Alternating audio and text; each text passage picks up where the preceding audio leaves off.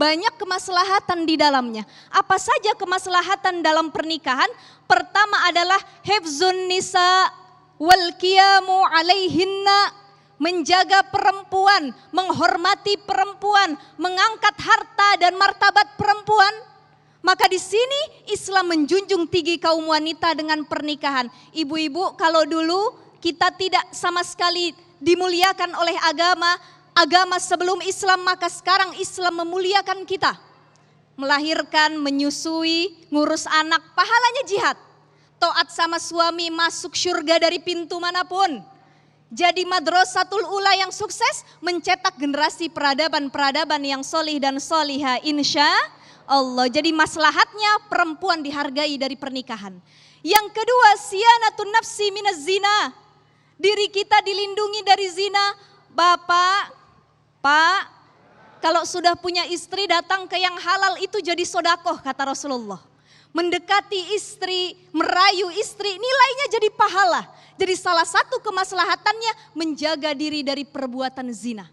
Dan maslahat yang ketiga dalam Islam adalah taksiru ibadillahi ta'ala wa ummati Rasulillah sallallahu alaihi wasallam. Dalam pernikahan itu adalah salah satu cara memperoleh keturunan. Dan Rasul bangga kalau umatnya punya keturunan yang banyak. Jadi kalau masih punya keturunan 1, 2 nambah lagi. Mengandung lagi, lahirin lagi, ngandung lagi, lahirin lagi. Tapi lihat juga kesian istrinya kalau digituin mulu ya Pak ya. Kenapa?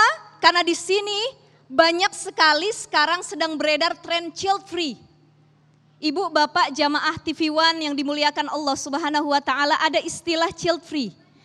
Bahkan ada komunitas yang sangat terkenal namanya child free community. Orang-orang yang setelah menikah mereka punya prinsip tidak akan punya anak. Makanya kita sering nangis kalau malam. Saya mah jujur Bu, jujur sekarang doanya banyakkan kepada anak daripada kepada suami. Biarin suami udah gede, udah jenggotan.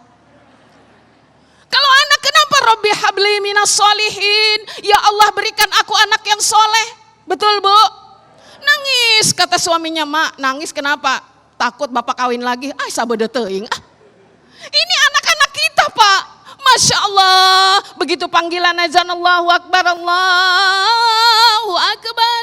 Bapaknya nih udah ada sorman di bahu, udah ada pici, anak mah masih cuek. Ayo sholat, ayo sholat. Tapi anak betapa susahnya, dia udah pewe Bu, pewe dengan apa? Dengan gadgetnya.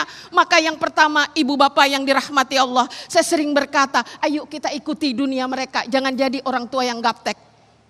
Pahami bagaimana polemik yang sedang mereka hadapi. Memang kita orang tua era kolonial, tapi mereka orang milenial, tapi masih bisalah kita beradaptasi dengan mereka. Rasul sallallahu alaihi wasallam mengajarkan kepada kita, muru auladakum bis shalah. Ajarkan anakmu tentang salat. Salat dari masih umur 7 tahun, 10 tahun agak tegas sedikit Pak. Nanti kalau udah remaja agak galak sedikit Pak. Kenapa? Karena sholat nanti ketika kita ditanya oleh Allah, ya Allah emang enak di surga sendirian Bu? Enggak. Punya anak 5, pengennya 5-5-nya masuk surga, betul. Punya anak 1 ya, atu-atunya juga pengen dibawa ke surga. Karenanya jadilah orang tua yang tidak pernah berhenti belajar. Ilmu-ilmu bagaimana supaya ini kita kelak sebagai orang tua yang memiliki kualitas dalam mendidik anak-anak kita. 1, tanamkan ilmu agama. Yang kedua, yang tidak kalah penting, ini adalah mengenai masalah akhlakul karimah. Akhlakul karimah atau akhlak yang baik ini sebagai pelengkap, tentu menjadi penyempurna seorang anak atau kita semuanya ketika kita memiliki ilmu yang tinggi tapi tanpa disempurnakan, tanpa diiringi dengan akhlak yang baik, sepertinya tidak dinilai. Ilmunya ada tapi akhlaknya kurang juga. Atau akhlaknya sangat bagus, ilmunya enggak ada, kayaknya kurang sempurna. Yang harus dimiliki adalah modal pertama ilmu agama, yang kedua adalah akhlakul karimah. Kalau punya ilmu agama, maka kita atau khususnya anak-anak kita tahu mana yang benar, mana yang salah. Karena dengan ilmu agama betul-betul dituntun syariat. Agama Islam sudah menuntun kita. tentunya tuntunan kita dari baginda Rasulullah sallallahu alaihi wasallam. Taraktu fikum amrain, aku tinggalkan dua perkara kata baginda Rasulullah sallallahu alaihi wasallam. Kau pegang kedua ini tidak akan pernah tersesat abadan abada, selama-lamanya. Yang pertama Al-Qur'an dan yang kedua adalah sunnah.